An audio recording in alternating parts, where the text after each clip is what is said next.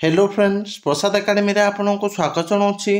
देखंतु Odisha staff selection commission तरफ combined higher secondary level जोटा कि आपण मान सीएचएसएल रो वैकेंसी बाहर तार रिटर्न टेस्ट होता 17/12/2023 रे तार ऑफिशियल आंसर की आसी जाइछि। ता सहित आपण माने आंसर की देखिला परे जदि कौनसी क्वेश्चन आंसरटा भूल दि जाइए लगुच आपण मानक तो आपण मैंने 1/1/2024 जाए ऑब्जेक्शन रेज करें। तो एबे आपण मानक मु वीडियो कही दूचे आपण मैंने आंसर कीटा को किपरि डाउनलोड करेंगे।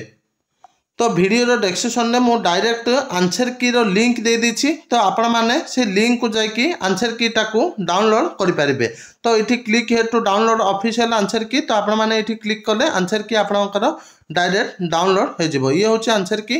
तो आपण मानक वीडियो डिस्क्रिप्शन में लिंक दे दीची। आपण मैंने से लिंक को जाकि आंसर कीटा को डाउनलोड करेंगे। Thank you.